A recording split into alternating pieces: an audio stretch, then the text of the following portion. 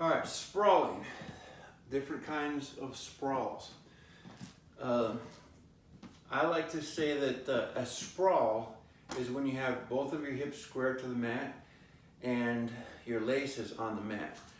So from a square stance, I'm going to go into a sprawl. I'm going to simulate a seal, like a seal walk, the way that seals walk. Okay, so I'm going to shoot my hips forward as my feet go back. I'm going to land on my laces and I'll stop myself with my hands. Okay, so from here, I have my back arched really hard. Both of my hips are equal distance to the mat and I'm on my laces. Now some wrestling shoes, they put rubber on the top of the wrestling shoes or over the toes. And if that's the case, then you're going to have to raise your feet up just a little bit and put your knees into the mat. The reason you want to have your laces on the mat is because as your opponent is driving into you, you'll drive yourself backwards. But if you have rubber on the top right here, then if your opponent drives into you, he'll just drive you up to your feet. In that case, what you have to do is you have to raise your toes up a little bit, throw your hips in hard, and as your opponent drives into you, you're going to slide on your knees. But you still have to keep your toes close to the mat. You don't want to do this, okay? So my opponent takes a shot on me, and what I'm going to do is I'm going to try to stuff his head underneath my hips and throw my hips back, keep my chest up really high.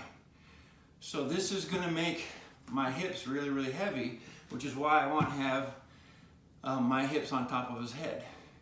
From here, I keep my laces on the mat. If I have rubber on the top of my toes, then I'm going to raise my feet up a little bit. I'm going to keep my knees on the mat so that when my opponent pushes into me, he just pushes me backwards. So that's a sprawl. Now, a lot of people, they like to do different kinds of sprawl that I call a blockout. So a blockout is similar except that you throw one hip down. So it's like this, one hip is down. This is okay, but only for a split second.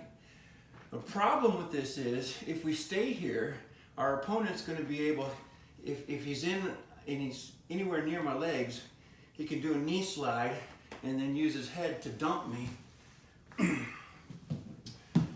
Or if he's in anywhere near my legs, because I have the rubber of my foot right here, if he drives forward, then he'll be able to drive me up to my feet because my foot isn't going to slide here because my rubber is down.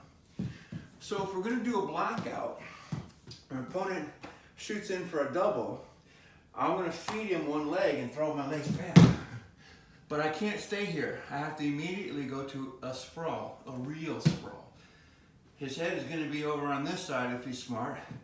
I'm going to stuff his head. Now I'm going to cover his head.